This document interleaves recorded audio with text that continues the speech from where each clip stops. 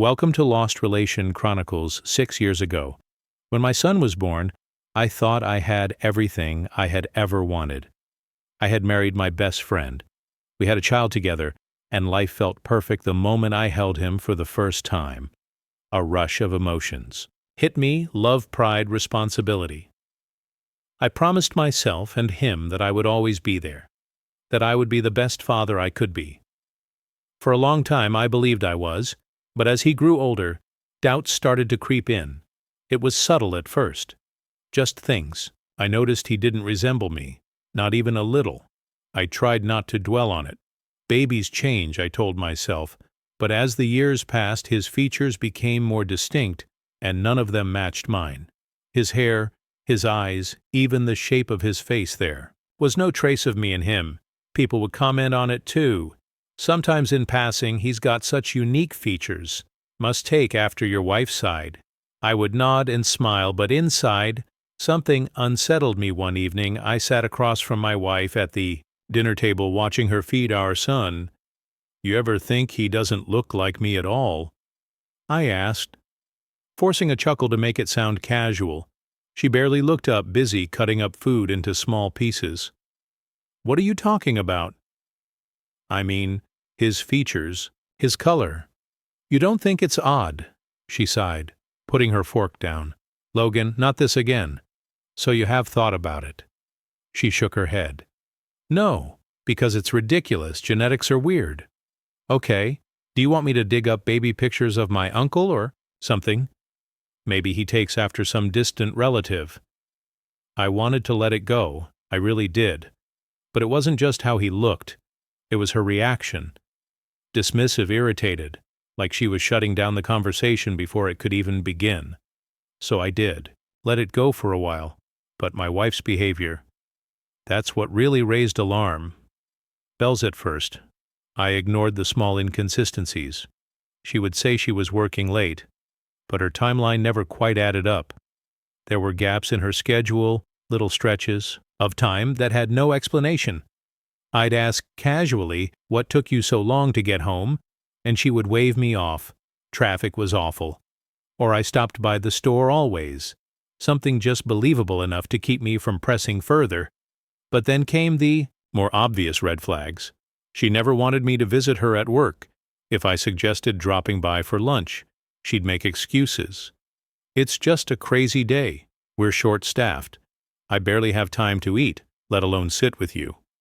And when I asked about her co-workers, she kept it vague. Never any names, never any details. It felt intentional, like she didn't want me to know too much. Then there was her friend Claire one night. Claire pulled me aside at a mutual friend's party, her expression tight with discomfort. "Logan, I don't know how to say this, but your wife was flirting with my fiancé." I blinked, taking aback what I didn't want to believe it either. She sighed, but she was being really obvious. It wasn't just joking around. She touched his arm, laughed a little, too much leaned and close. She knew exactly what she was doing. I should have confronted her. Then should have put all the pieces together. Instead, I let her smooth things over like she always did. I confronted her and we had a big fight. She cried. "I love you, Logan. You mean everything to me. I don't know why I do these things sometimes, but it's never because I don't love you, and like a fool. I believed her. I told myself that dishonesty didn't necessarily mean infidelity, that she had her flaws, but she wasn't that kind of woman then.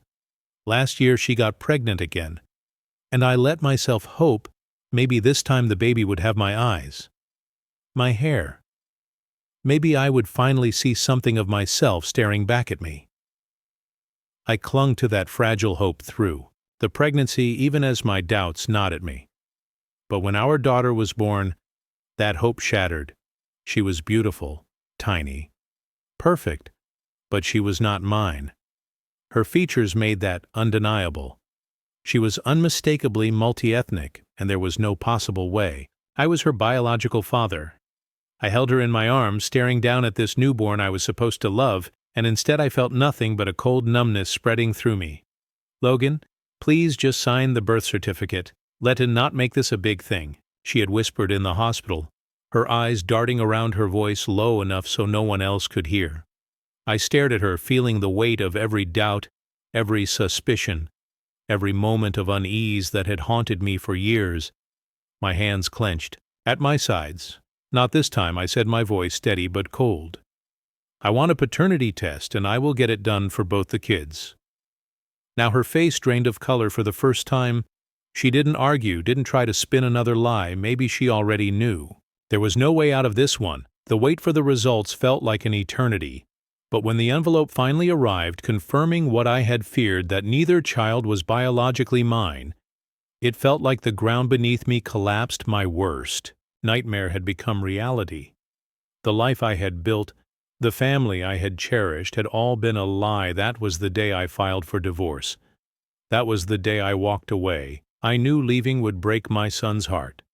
He was 6, old enough to understand that something was wrong, too young to comprehend why. And despite everything, despite the doubts that had gwed at me for years, I had given him everything I could. I had been there for his first steps, his first words. I had read him bedtime stories, kissed his scraped knees, cheered him on at his preschool events. I had celebrated his birthdays like he was the greatest gift in my life. But now when I look at him, something inside me twists with a deep, sickening feeling. Not because of him. He's innocent in all of this. But because of what his mother did to me. I am repulsed by her, by myself, for ignoring my instincts, by the fact that the last 6 years of my life, like a cruel joke, a carefully crafted illusion that shattered the moment I saw the truth in black and white. I had lived a lie, built my entire world around it, and now standing in the wreckage, I don't know how to move forward. People have called me a monster for leaving him. They don't understand. They see a man walking away from his child, not the betrayal that led to it. My ex, relentless in her manipulation, has made sure I never forget she uses him as a weapon, as leverage. She has him call me at all hours of the night. His small, broken voice on the other end of the line.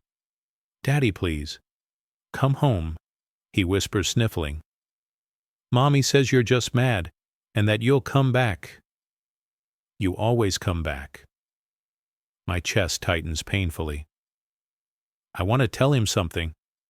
Anything, but what could I possibly say to a child who still believes I'm his father, that I love him, that none of this is his fault, that I wish things were different the day I packed my things ready to leave.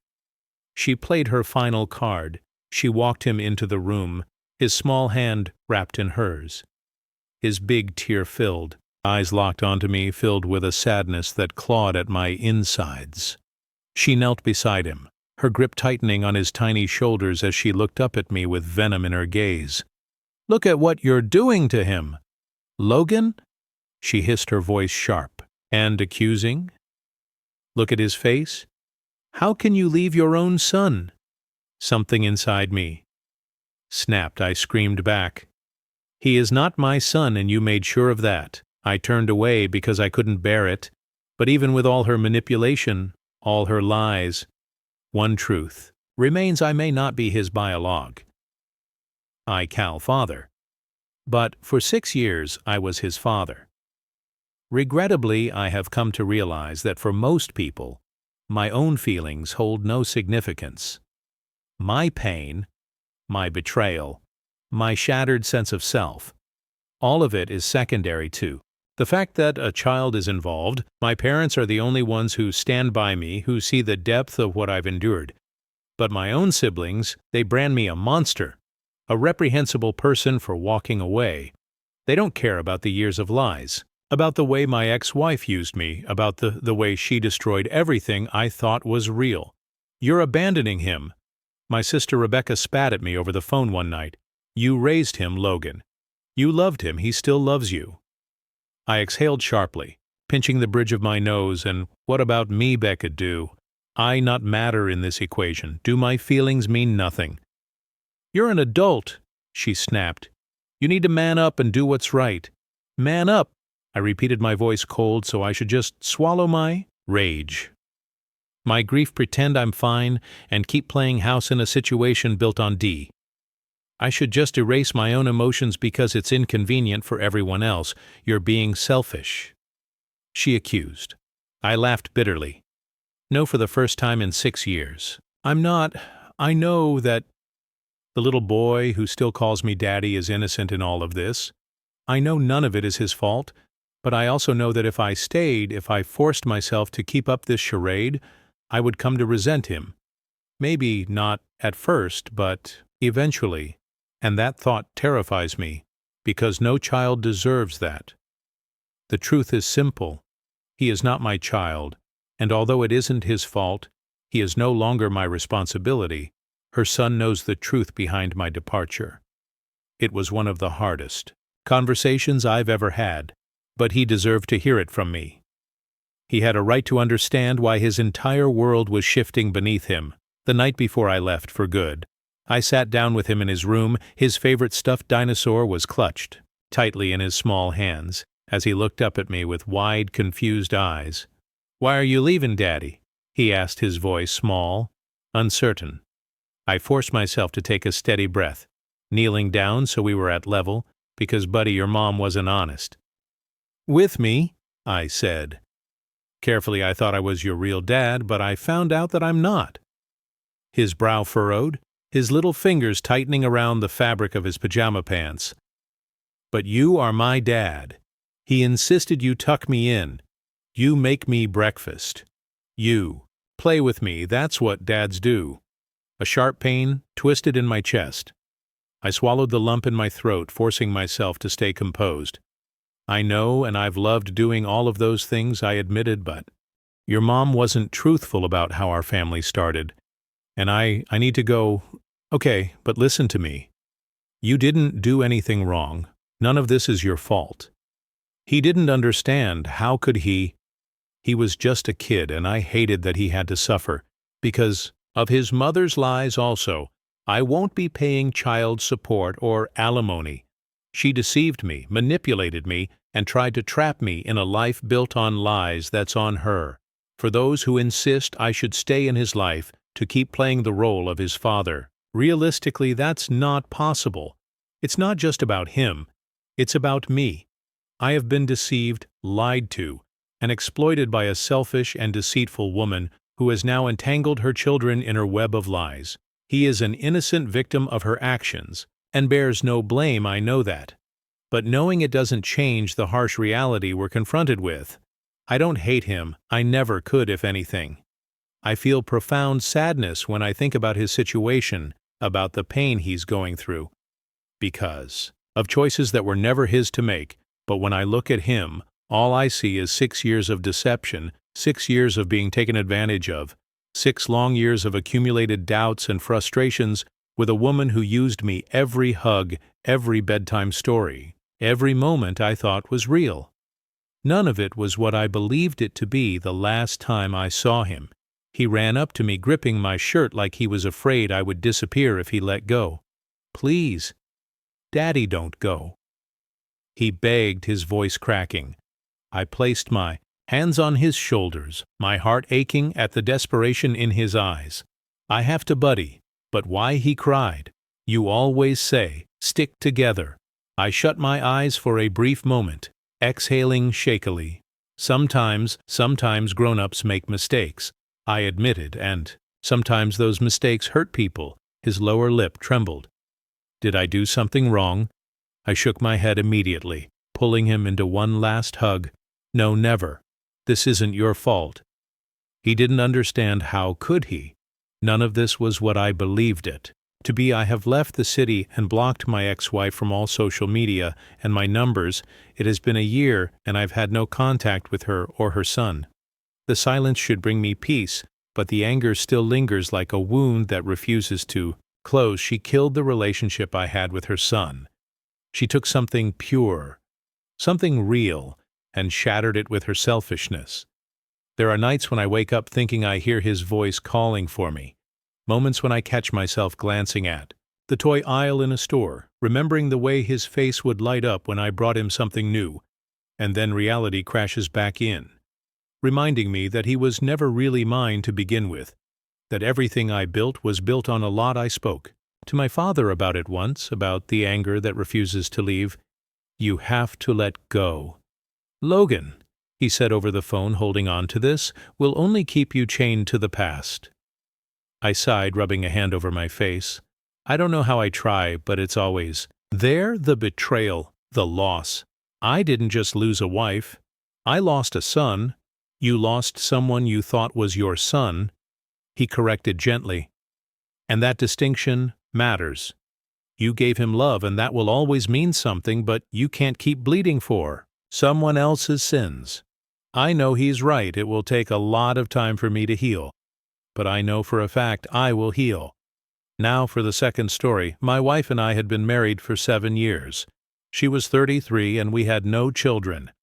2 years ago, she started a new job and quickly excelled in her role.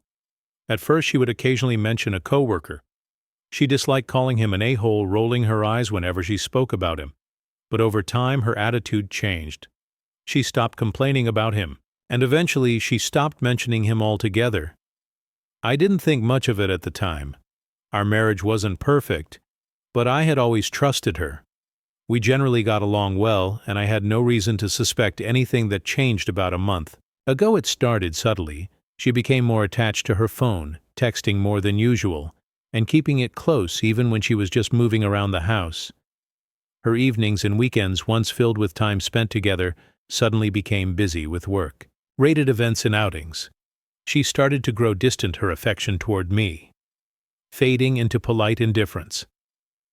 I tried not to overthink it, convincing myself that maybe she was just stressed. But then she started lying. Little things. At first. Things. That didn't add up. The final straw came when she packed for a business trip to Florida. While helping her pack, I noticed she had brought along a revealing swimsuit, far more daring than anything she'd ever worn before. I raised an eyebrow. "You're bringing this?" I asked. Holding it up, she glanced at it and shrugged. "Oh, I ordered it online, but I decided it's not really work. Appropriate, just throwing it in my bag, I guess." Something about the way she said it felt off.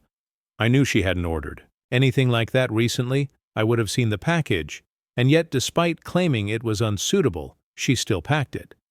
That was the moment I realized I couldn't ignore the signs anymore. While she was away, I finally decided to investigate. Throughout our entire relationship, I had never once gone through her things. I had no reason to, but this was different. The constant deceit, the growing distance, it all noted at me. I needed answers. I started with her work bag. What I found inside sent my stomach into knots. There on hotel stationery was a caricature drawing of her, clearly done in a playful, flirtatious way. Alongside it was a post-it note written in her handwriting with directions to a male co-worker's house. I stared at the note for a long time, my mind racing. If there had been any doubt before, it was gone. Now, I needed more proof. I checked our bank statements and found multiple instances where she had claimed to be at work, but was actually dining at various restaurants around the city. My pulse pounded in my ears as I went through transaction after transaction, each one contradicting the story she had told me. That's when I decided to take it a step further. As a professional private investigator, I had no qualms about intruding on privacy. When faced with substantial suspicion, I legally placed a GPS tracker in her car, which was titled under my name. I needed to know the truth. When she returned from her trip, she told me she was going to a coffee shop on Sunday to get some work done and run errands. Later that evening, she walked in, carrying a Chipotle cup. "How was the coffee shop?" I asked, casually. "Good," she said, setting her bag down. "I just grabbed coffee. Ran a few errands and came home." But the GPS data told a different story. Her car hadn't even been near a coffee shop, and she never mentioned Chipotle yet. Here she was, holding a cup from there. Then the following Tuesday, she said she had a company dinner and would be working late. The tracker showed her leaving work at 3:20 p.m. and staying at a restaurant until 9 p.m. That wasn't a late night at the office, and then came the big problem on Saturday. Here's the next part from Erin's perspective. Stopping at the moment of doubt. We were supposed to watch my niece play tennis at 8 p.m. that Saturday. She told me she wanted to drive separately so she could head to a coffee shop afterward to get some work done. She specifically mentioned Bat's coffee shop, even going into detail about why she liked it. I didn't argue. I just nodded and said, "Have a good day." Then I walked to my car, waiting until she left before checking the GPS tracker. She never went to Bat's coffee shop. Instead, she drove straight to a Comfort Inn motel. My hands tightened around the steering wheel as I followed, pulling into a parking lot nearby. I sat there watching, waiting, making sure she wasn't just sitting in her car when I was certain she had gone inside. I took a deep breath and walked into the lobby. My heart pounded as I pulled out my phone and called her. She answered on the second ring. "Hey," she said casually, "how's Bat's coffee shop?" I asked. There was a pause just long enough for my stomach to sink. Then she cleared her throat. "It's good." Why, I exhaled through my nose. "Come down here, so we can talk silence then," hesitant. "We're the Comfort Inn lobby." A few minutes later, she came downstairs. Her face was pale, her eyes darting around the room like she was looking for an escape. "It's not what you think," she blurted out before I could say a word. "He has to do this because Yoon's been caught with other girls before I stared at her." What she shifted on her feet. Crossing her arms, "He always works in hotel rooms." I felt like I was in a bad dream. My voice was eerily calm when I asked, "So you're telling me you two have just been working in hotel rooms?" "Yes," she nodded quickly. "We didn't do anything physical." I let out a slow breath, shaking my head. I could feel my own heartbeat in my ears. "Get out of my car." "Wait, get out." I drove off. Before she could say anything else, my phone started ringing almost immediately. I ignored the first few calls, then the next 10, then the next 20. By the time she reached 50, I finally picked up. "If you tell even one lie, I'm hanging up. I warned." There was a long pause, then in a small voice. She admitted, "We kissed once about 5 months ago. I gripped the steering wheel just once." "Yes, and it was a mistake. It meant nothing." "Nothing." I repeated the word, like I didn't even recognize it. "And you've been meeting him in hotels. How many times?" She hesitated, then about 10. "In the last 9 months?" I closed my eyes. My knuckles ached from gripping the wheel so hard. "What about that Tuesday?" I asked. "Where were you?" Her tone changed instantly. "I told you I was at work all day then, at a work dinner." "I don't believe you," I said. "Why are you doing this?" She snapped. "You're just trying to trap me." I hung up later that day as I was loading my stuff and my dog into my car. She showed up at our house. She didn't try to come inside, just stood in the driveway crying, blocking my way. "Please, Aaron," she sobbed. "Please just talk to me." I didn't say anything, I just kept packing. "I'm sorry," she choked out. "I know I messed up. I know I hurt you, but it wasn't like that. It wasn't romantic. We were just friends, and he was helping me with work, helping me with my depression." I slammed the trunk shut. "You lied to me. I know you deleted texts. You hid things. You met him in a hotel 10 times. She wiped her eyes. "But we didn't. You told him about our problems." I cut in. "You let him into our marriage. You let him into us." She shook her head frantically. He understood what I was going through. I didn't have anyone else to talk to. I didn't say anything. Over the next month, we met a few times. She kept trying to explain, but every time I asked direct questions, she got defensive, shutting down, saying, "Answering isn't good for us." She admitted she had deleted messages not because they were romantic, she claimed, but because they could be seen as flirting. I wanted to believe her, maybe because I still loved her, maybe because I was afraid of the full truth, but no matter how much I searched for it, I already knew enough. And now, I don't know if I can ever get past it. Am I losing it? A month after D-Day. I spoke with her last night. I asked about her conversations with him over the past 4 weeks.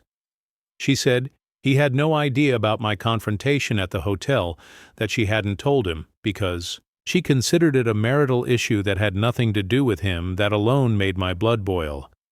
I pressed her about cutting off non-work conversations with him. She hesitated and then said, "I'm scaling back that phrase." "Set me off scaling back," repeated my voice, sharp, not cutting it off completely. She sighed, folding her arms. It's not that simple? He doesn't even know what's going on.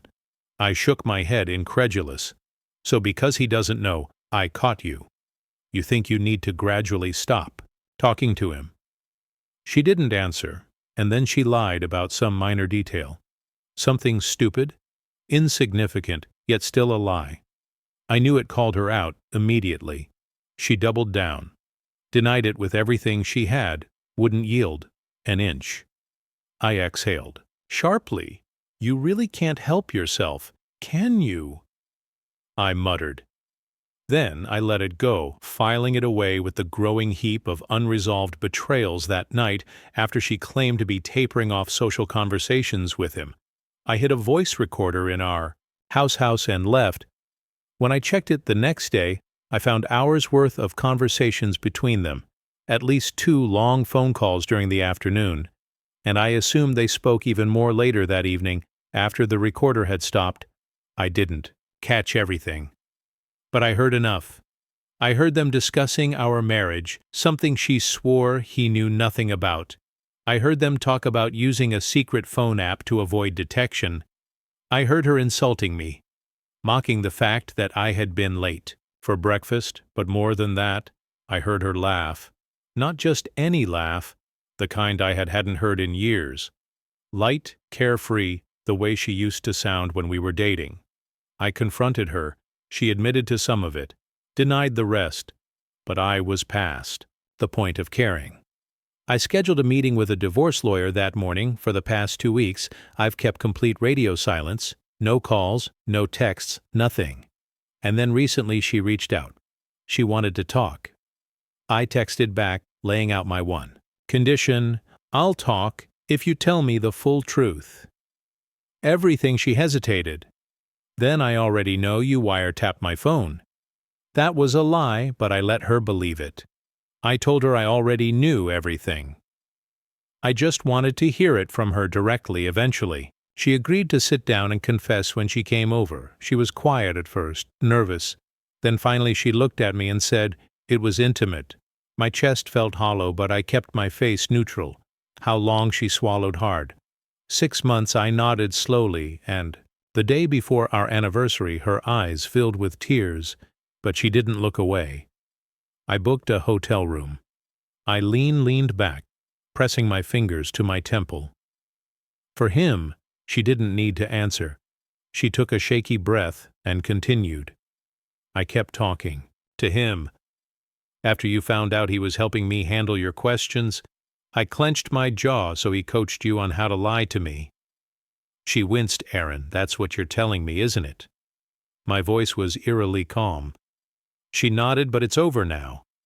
I stared at her. You expect me to believe that? She reached across the table, gripping my hand like she was afraid I'd disappear if she let go.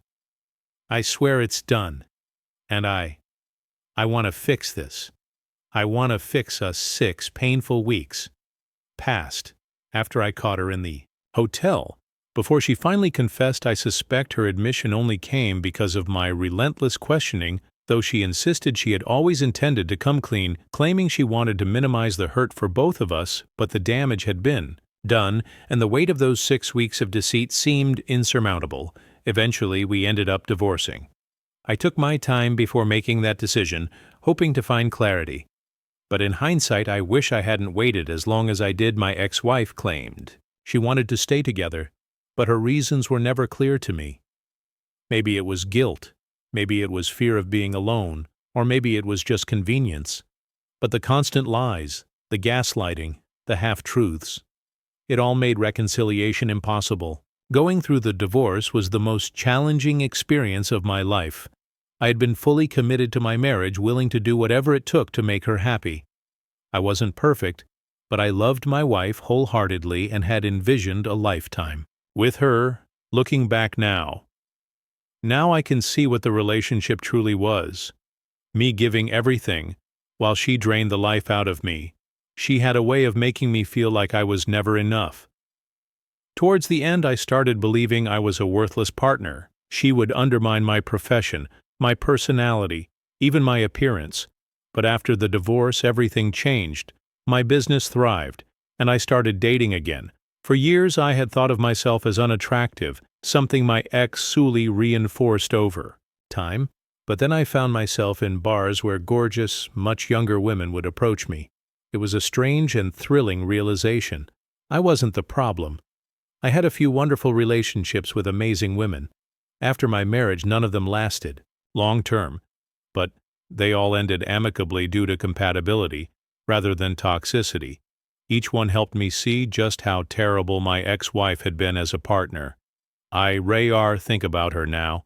We have no contact, and I've moved on. The divorce, however, became contentious. Despite everything, she felt I was receiving too much of the money. Never mind that I had willingly accepted less than 50% to make the process smoother and avoid disrupting businesses and retirements. It's astounding that she could cheat on me and then have the audacity to complain about the amount of money I was taking, even though it was less than half. That just reinforced my belief that I had made the right decision and needed to distance myself from this toxic situation. As quickly as possible, I lost some friends during the divorce, but I'm not bothered by it. Most of them took my side, and as for those who didn't, I have no concern for them. They made it easy for me to let them go. The hardest part was losing my in-laws. I genuinely cared about some of them. However, I understand their stance. Family is family, and loyalty is a complicated thing. I don't blame them for choosing her. I did. However, make sure her affair partner wife knew the truth. I sent her enough correspondence to make it clear what had happened. She never responded, and I respect that. Maybe she already knew. Maybe she didn't want to acknowledge it. Either way, it wasn't my place to push her for a reaction. She had her own battles to fight. For anyone going through this nightmare, here's my advice. Separate yourself from the situation to think clearly without being manipulated. Seek professional help if you need it. Surround yourself with good friends and family who genuinely care about you. Make healthy choices. Stay active, limit substance use, and prioritize self-care. Listen to advice, but ultimately make your own decisions. Because this is your life and you're the one who has to live with the consequences. There were some incredibly dark days after discovering the affair. I don't lie, it felt like my world had collapsed. But once I got through the initial heartache, this period became the best time of my life. I find genuine happiness every single day now. For the third story, we had first gotten together when we were both 22, right after college. At first I was just a friend to her, someone she could talk to, until one day I asked her out when we both happened to be working in the same city. We dated for 9 months. And during that time I truly believed she was the one for me. But then without any warning she became distant. No fights, no big arguments, just a slow withdrawal, like she was already 1 foot out the door. She never wanted anything serious. Back then she had her sight set on pursuing a master's degree in the U.S., while I wanted a committed relationship to her that was neediness, something that made me look weak. She thought I should be grateful for the time she gave me, as if her presence in my life was some sort of privilege. She was popular in college, undeniably attractive, and that had always made me a little insecure at the time. I was still working on building my confidence, trying to believe that I could be the kind of man someone like her would want long-term. We stayed in touch over the years, mostly because of mutual friends I watched from a distance as she dated different men between the ages of 23 and 27. Then, when she was around 27 or 28, I heard through the grapevine that her parents had tried setting up an arranged marriage for her, but none of the prospects worked out. Eventually, she reached out to me. One thing led to another, and before I knew it, we were dating again. From the start, she asked me if I was looking for something serious. I told her I had never dated just for the sake of it, but I also made it clear that I wasn't in a rush to get married. If you're feeling pressured by your parents or anything else to settle down quickly, then maybe I'm not the right person for you, I had said. But those first 6 months were some of the best of my life. She was affectionate, attentive, and incredibly sweet. Our physical connection was amazing, and for the first time in years, I thought maybe things could truly work out between us. Then she started bringing up marriage. So where do you see us going? She asked one night over dinner. I put my fork down, knowing exactly what she was getting at. I see us going somewhere. Real, but I'm not ready for marriage yet. A lot of our friends rushed into it and now they're divorced. I don't want that for us. Her expression darkened. So you lied to me? No, I said calmly. I told you from the beginning that I take relationships seriously. I just never said I wanted to rush into marriage. James, we've been together for over a year if you count before I don't have time to waste. I tried to explain TR to make her understand that I wasn't rejecting her. I just wanted to be sure, but after that conversation, things shifted. She became distant, sometimes not even responding to my good-night texts. She made little effort to see me, and when we were together it felt like she was just going through the motions. Then after a month of this coldness, she hit me with an ultimatum. Either you marry me or we move on. I can easily find another guy, James. You should consider yourself lucky to have me. This situation has been painful for me, bringing back memories of past experiences. I consider myself a modest person, but I also believe I've grown into someone who would be considered an attractive catch. Despite my feelings for her, I made it clear that I wouldn't be pressured into marriage. In the end, we decided to part ways. A month passed, and then she started texting me again. At first I was hesitant, but eventually we rekindled our relationship.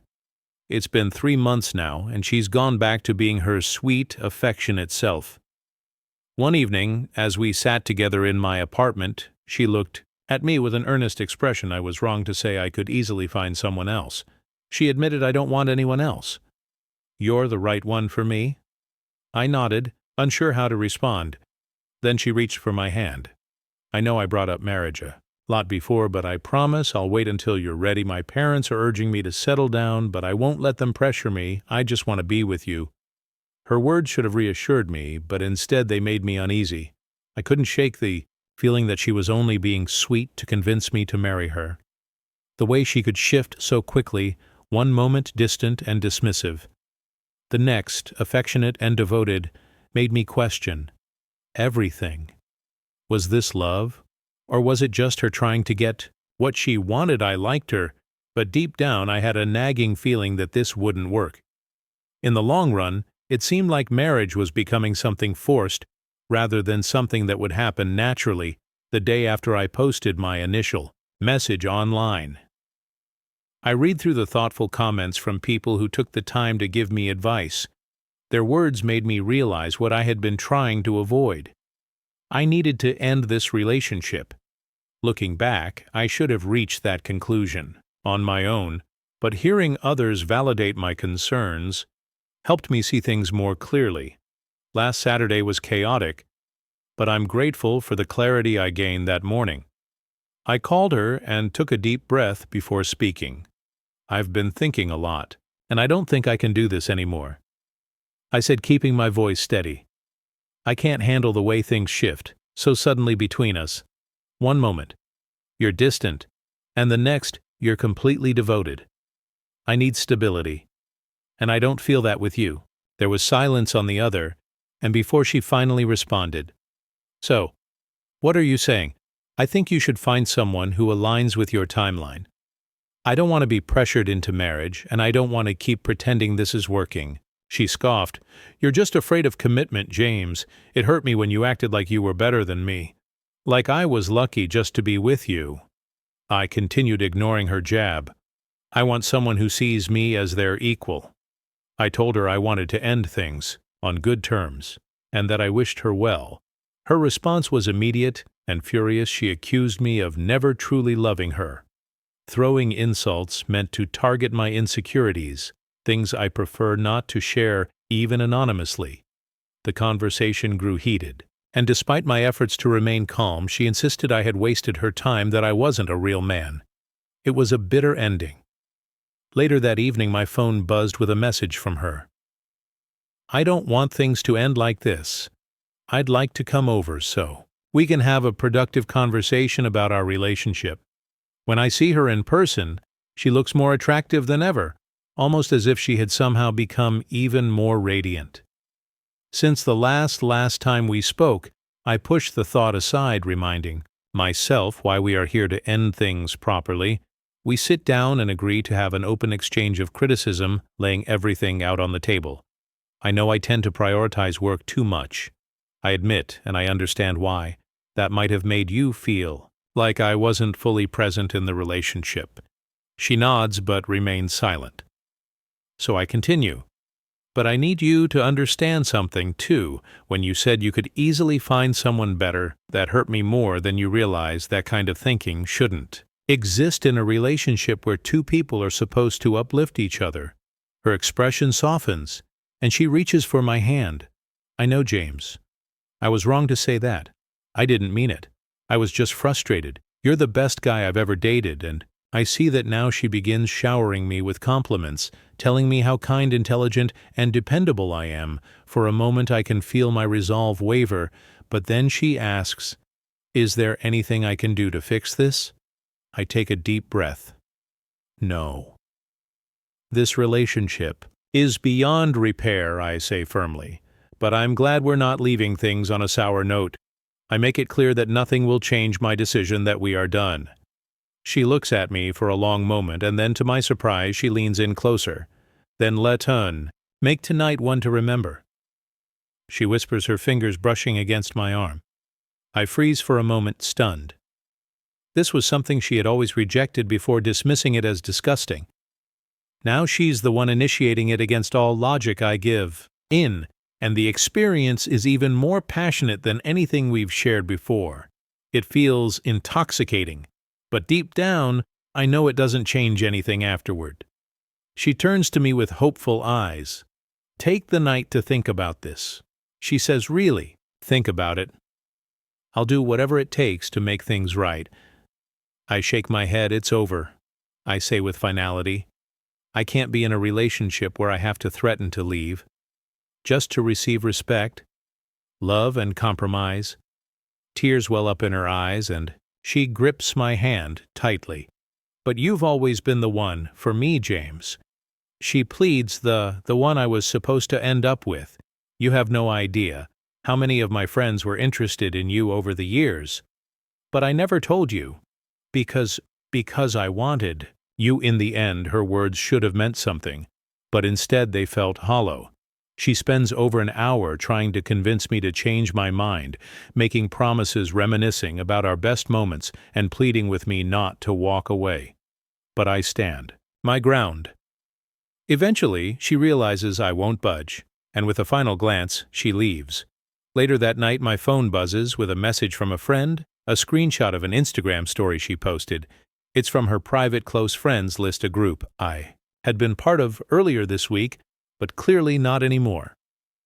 The post is vague but pointed, criticizing me for wasting her time, among other things.